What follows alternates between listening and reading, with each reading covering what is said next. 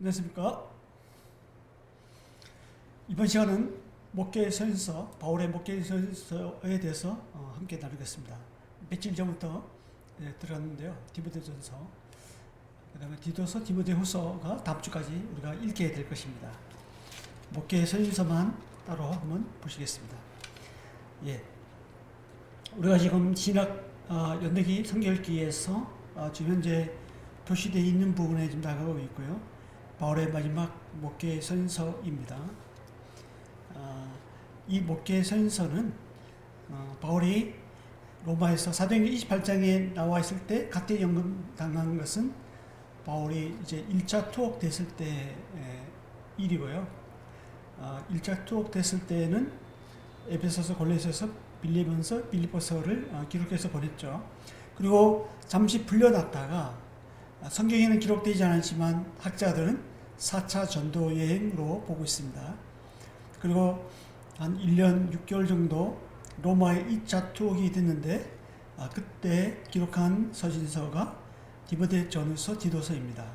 목계서신서라고 한 것은 교회 디모데는 에베소서의 장로로 있었고 디도는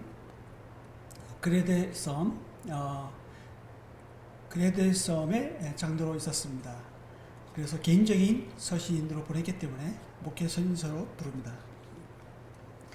좀 전에 말씀드린 것을 지금 설명 다시 하고 있고요. 풀려나서 4차 전도여행 때 디모데전서, 디도서, 2차 로마 감옥 투옥 되었을 때 이제 참수 순교, 죽음을 기다리고 쓴 마지막 서신서가 디모데후서입니다. 그러면 디모데전서에 대해서 한번 보시겠습니다.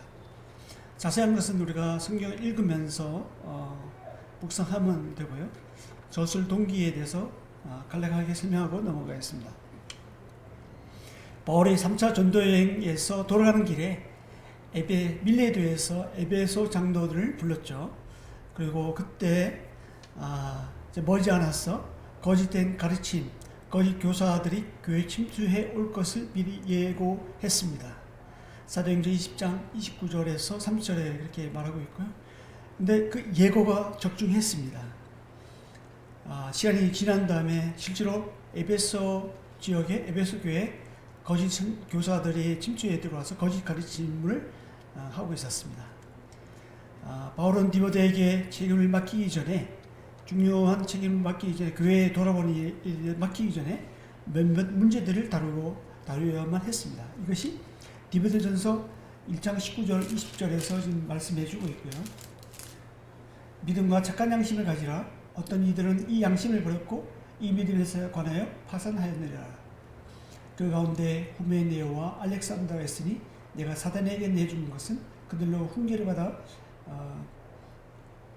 신성을 모독하지 못하게 하라 함이라. 이렇게 일부는 이미 넘어가 있는 사람이 있었습니다.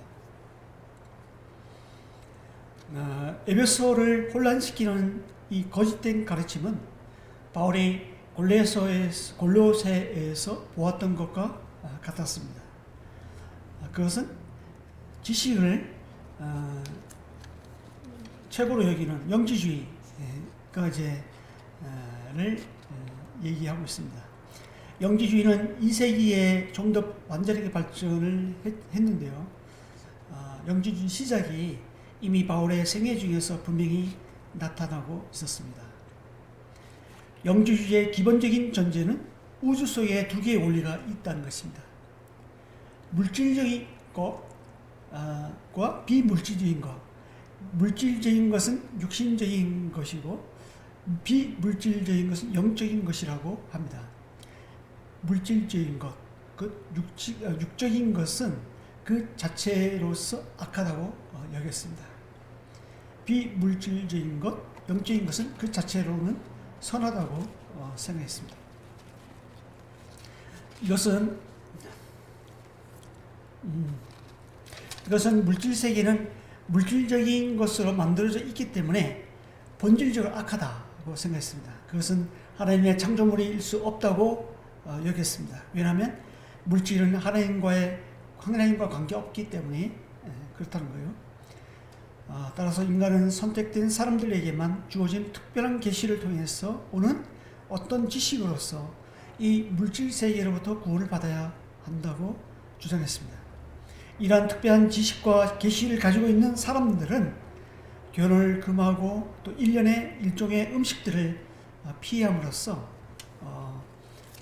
물질의 영향력을 최소화하려고 했습니다. 디모데후서 3장 3절을 보면 술을 즐기지 아니하며 구탈지 아니하며 오직 관행하며 다투지 아니하며 돈을 사랑하지 아니하며 이런 말씀이 있는데요. 이런 물질의 영향력을 피하기 위해서 그들은 금식도 하고 결혼도 하지 않고 이런 그렇게 살았는데요. 그런데 문제는 이런 태도가 정반대의 결과를 초래했다는 거예요.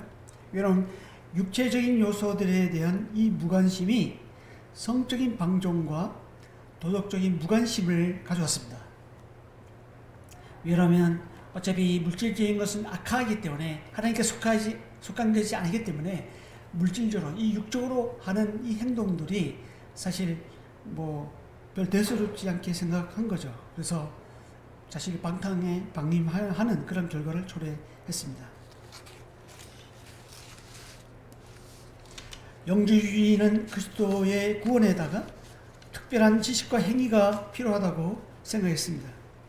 그래서 이 영주주의는 그리스도의 구속으로 인한 믿음을 통해 얻게 되는 은혜를 부인했습니다. 그러면 디도서에 대해서 한번 보시겠는데요. 디도서는 디모데후서 다음에 있는 디도서입니다. 디도서는 저술 동기와 내용면으로 보면 디모데전서와 아주 유사합니다. 바울은 에베소에서 디모데와 함께 일했듯이 그레데에서 디도와 함께 일했습니다. 그레데는 이제 지중해에 있는 한 섬이거든요. 큰 섬입니다. 제주도보다 아마 클 것으로 큰 것 같습니다. 디도서의 저술 동기는 교회 행정에 대한 지침을 제공하고 또 교회를 괴롭히고 있던 거짓 가르침에 대한 경고를 하고 있습니다. 디도서와 디모데전서의 상황은 유사했습니다. 그러나 중요한 차이점 하나가 있는데 그것은 디모데전서 3장 6절에 보면 이제 일꾼에 대한 기준에 대해서 자기에 대해서 나오는 과정에서 디모데전서는 새로 입교한 자에 대해서 주의를 하고 있는데 디도서에서는 같은 일꾼의 기준에 대해서 언급하지만 디도서에서는 그런 언급이 없습니다. 디도서 1장 7절에서 9절에 보면 장로와 감독에 대한 일꾼 선임에 대한 기준에 대해서 이런 새로 입교한 자에 대한 내용이 없습니다. 그 이유는 에베소 교회에는 이미 5년에서 8년의 역사를 가지고 있었습니다. 그에 반면에 그레데섬에 있는 교회는 최근에 생겨났기 때문에 거의 다 초신자들이었습니다.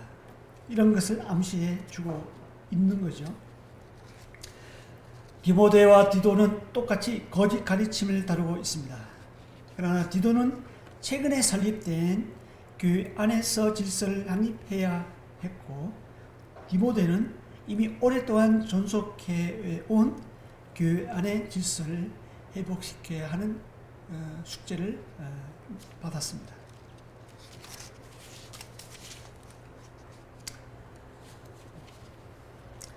디모데전서는 거짓 가르침과 거짓 교사들에 대해 좀 더 강조하고 있고요. 그에 반면에 디도서는 기독교적인 행위가 좀 더 강조됩니다. 왜냐하면 회심한 지 얼마 되지 않는 그레데 성도들의 도덕적으로 부패한 사회 속에서 살고 있기 때문에 그들의 그런 삶의 신앙생활에 대해서 더 좀 강조가 필요했던 것이죠.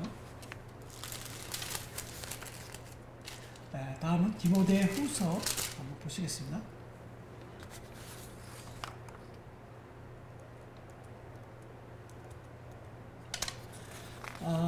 디모데후서는 바울이 디모데후서를 쓸 당시 바울은 다시금 로마에 수감 생활을 하고 있었습니다. 디모데후서 1장 8절에 보면 그런 것을 알 수 있는데요.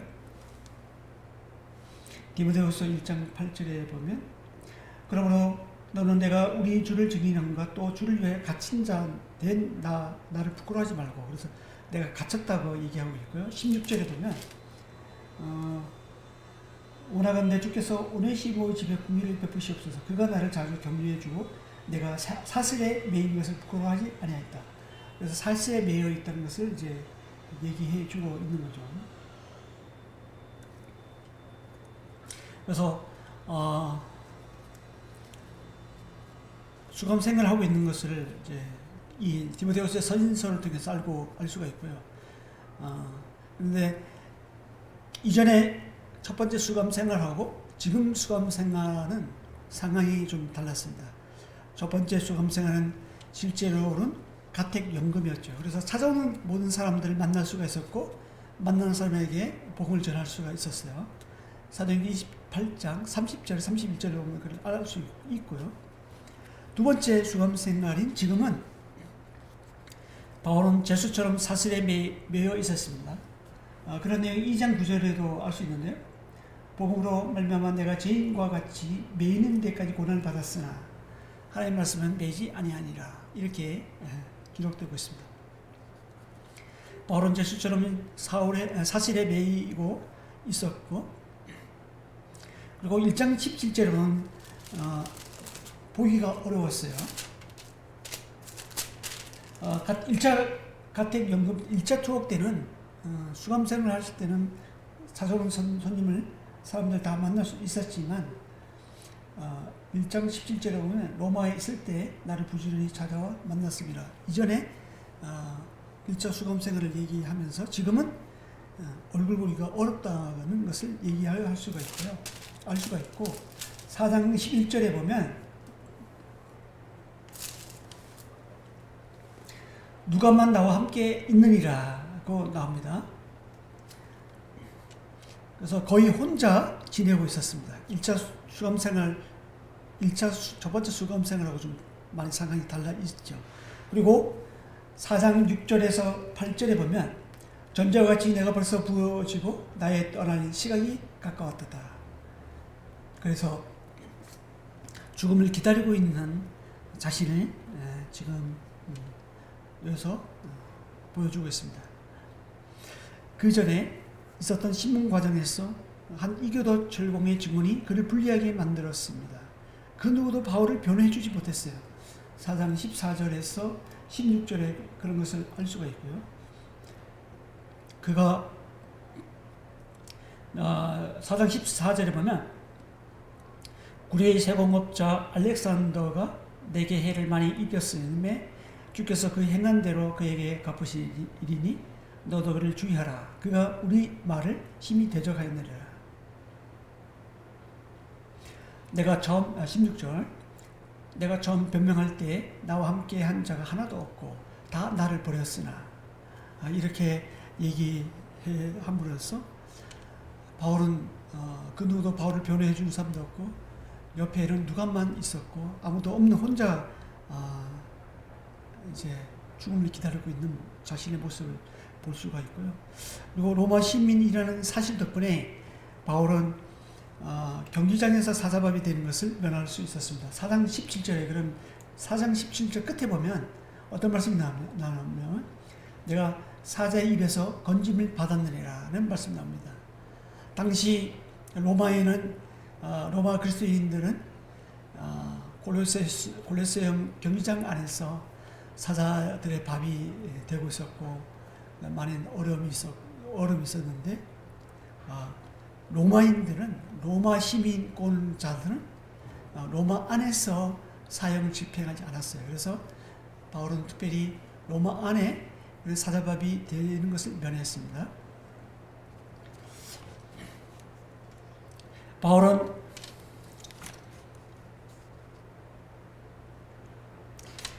처형을 기다리면서 마지막 유언을 디모데에게 쓰고 있습니다. 이제 곧 그는 그의 주님을 만나기 전 디모데를 한 번 더 만나게 되길 간절히 바랬습니다. 1장 4절 보면 그는 겨울 북풍 때 항해가 불가능해지기 전에 이제 지중해 건너 올라오면 이제 배를 타고 와야 되는데 겨울에 겨울 폭풍 때 배가 움직일 수가 없어요. 유라굴라 폭풍 알지 않습니까? 로마로 가는 그 여행 중에서 바울이 당했던 그것을 바울이 알고 있었죠. 그래서 겨울 폭풍 때문에 항해가 불가능해지기 전에 에베소를 떠나 로마로 와주기를 디모데에게 당부하고 있습니다. 1장 4절, 4장 9절, 4장 21절에서 이런 내용을 알 수가 있고요. 그리고 마가를 데리고 올 것을 말해주고 있고 4장 11절 아울러 드로아에 두고 온 겉옷과 책과 양피지를 가지고 올 것을 당부하고 있습니다. 4장 13절에서 이런 것을 알 수가 있습니다. 이상과 같이 디모데전서, 디도서, 디모데후서 이것이 목회 서신서입니다. 그리고 디모데전서 읽고 디모데후서 안 읽고 왜 디모데전서 읽고 디도서 읽고 디모데후서 읽냐면 이런 그 연대 순 때문에 그렇습니다. 디모데전서와 디도서는 그 전에 기록되어 있고 디모데후서는 2차 수금 생활 때 마지막으로 바울이 기록했던 편지이기 때문에 디모데후서를 제일 마지막으로 우리가 읽는 거예요. 아무 생각 없이 이렇게 배열해 놓은 것이 아닙니다. 디모데전서 3장 10절에서 12절에 보면 나의 교훈과 행실과 의향과 믿음과 오래 참음과 사랑과 인내와 핍박과 고난과 또한 안디옥과 이고니온과 루스드라에서 당한 일과 어떠한 핍박받은 것을 내가 과연 보고 알았거니와 주께서 이 모든 것 가운데서 나를 건지셨느니라. 무릇 그리스도 예수 안에서 경건하게 살고자 하는 핍박을 받으리라. 경건하게 살고자 하는 자는 반드시 핍박이 따라온다는, 고난이 따라온다는 것을 얘기해 주고 있고요. 그래서 당시에 어려움 가운데 있는 성도들에게 능히 그것을 맞서 이겨나갈 수 있도록 지금 용기를 주고 있습니다. 그리고 이게 지금 보여주시는 사진은 이게 로마 시내에서 약간 변두리 떨어져 있습니다. 그래서 바울은 로마 시민권이기 때문에 로마 시내에서 로마 구역에서 삼수 이렇게 주이지 않았고요. 로마 시내 밖에서 사형을 집행했습니다. 베드로는 어떻습니까? 로마 시내 베드로 광장에서 십자가에서 거꾸로 달려서 순교를 당했죠. 로마 시민권자에게는 십자가형을 하지 않습니다. 그래서 베드로하고 좀 다르죠. 베드로는 로마 시민권자도 아니고 또 그를 이제 로마 시내 한복판에서 순교를 한 것과 달리 바울은 로마 시민권자하고 그리고 로마 시민권자이기 때문에 그리고 변두리에서 로마 시내에 떨어져서 순교를 사형을 집행했고요. 이것이 실제 사도 바울이 투옥되었다는 감옥 전에 내려온 감옥 안에 제가 사도 바울의 심정으로 한번 쳐다보고 있습니다. 이 감옥에서 저 안에 삼수했다는 저 안에까지 한 30m 정도 되나 이 거리를 무릎을 꿇고 걸었다고 합니다. 그리고 로마에서 54km 떨어진 오스티안에서 삼수형을 당했는데 이때가 주후 67년에서 68년경 됐습니다. 네로는 친히 형장에 와서 죽음을 목격했다고 해요. 단도대에 앉은 바울의 머리를 베니까 머리가 땅에 떨어져 3번 뒹굴었고 그 자리에 새 줄기의 샘이 솟아났다는 그런 이야기가 전해 내려오고 있습니다. 사도 바울은 참수를 당한 거죠. 예, 이렇게.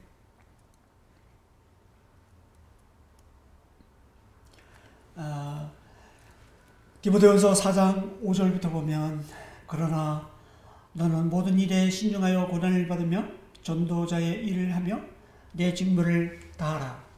전자와 같이 내가 벌써 부여지고 나의 떠날 시각이 가까웠다. 나는 선한 싸움을 싸우고 나의 달려갈 길을 마치고 믿음을 지켰으니 이제 후로는 나를 위하여 의의 멸류관이 예비되었으므로 주 곧 의로우신 재판장이 그날에 내게 주실 것이며 내게만 아니라 주의 나타나심을 사모하는 모든 자에게 돈이라. 사도 바울이 유언과 같은 말씀을 지금 하고 있죠.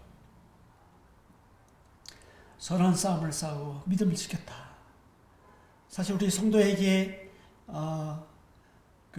여기는 두 가지가 이제 있는데 우리는 영적 싸움에서 싸움터에서 살고 있습니다. 그리고 또 하나는 우리가 사도 바울은 믿음을 지켰다고 말씀해 주겠습니다. 사단은 우리 안에 있는 믿음을 쏙 빼가면 사실 우리가 믿음 빼면 사실 아무도 아니거든요. 믿음 빼는 것은 마치 자동차에 기름을 빼는 것과 같은 거예요. 자동차에 기름을 빼면 사실 동력이 없으니까 움직일 수 없잖아요. 이와 같이 우리 안에 그리스도의 내면에 믿음이 없으면 사실 경건의 모양이 있지만 경건의 능력을 발휘할 수 없는 그런 존재가 되어버린 거예요. 그래서 믿음을 우리가 지켜야 됩니다. 마지막으로 사도 바울의 겸손을 한번 보시겠습니다. 고린도전서 15장 9절에 보면 고린도전서는 어떻습니까? 바울이 2차 전도 여행 때 이제 에베소서 넘어와서 기록한 서신서죠. 고린도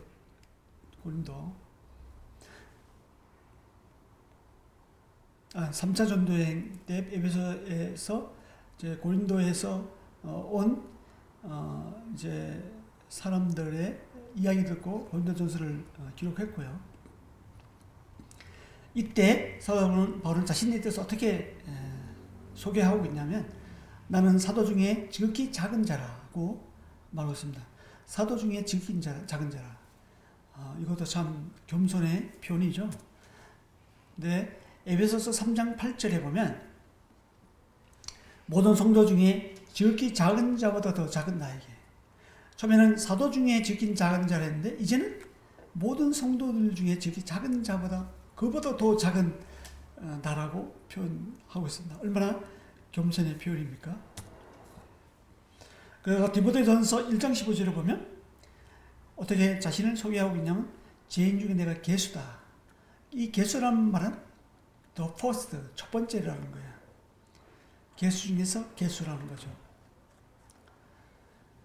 이것은 고린도전서 기록한 그 당시와 에베소서 기록한 당시는 한 5년 정도 시간이 흘렀습니다. 그리고 에베소서 기록한 때와 디모데전서 기록한 때도 5년 정도가 지났어요. 이렇게 세월이 흘러가면 갈수록 이 사도 바울은 하나님을 경험하면 할수록 그리고 그 믿음 안에서 더 잘하면 잘할수록 자신이 얼마나 하나님 앞에 추한 자인지 얼마나 형편없는 자인지 이렇게 고백하고 있는 거예요. 자기 자신을 하나님 앞에 아무도 아닌 자라는 것을 알면 겸손하게 되고 다른 사람을 더 존중하고 높게 생각을 할 수가 있는 거죠. 우리가 빛에 나갈수록 어둠이 드러나듯이 우리가 하나님을 알면 알수록 또 신앙생활을 해 나갈수록 믿음의 경주를 해 나갈수록 우리는 정말 하나님 앞에 아무도 아닌 자임을 우리가 알아갈 뿐입니다. 그러면서 하나님의 그 은혜, 하나님의 그 사랑, 하나님의 그 의로우심과 거룩하심이 우리를 지켜주고 있다는 사실을 우리가 알고 그분을 더 의지하게 되는 거죠. 어린아이처럼.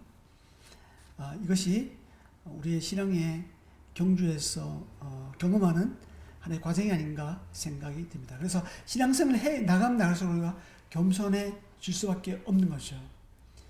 이제 가을인데 이제 가을에 벼가 익으면 고개가 숙여지잖아요. 이것처럼 신앙생활을 우리가 믿음이 성숙하면 할수록 겸손해진다는 사실 우리가 알고 항상 우리가 자신을 잘 겸손한 가운데 있어야 하겠습니다. 이번 시간은 여기까지입니다. 다음 시간에 또 뵙겠습니다.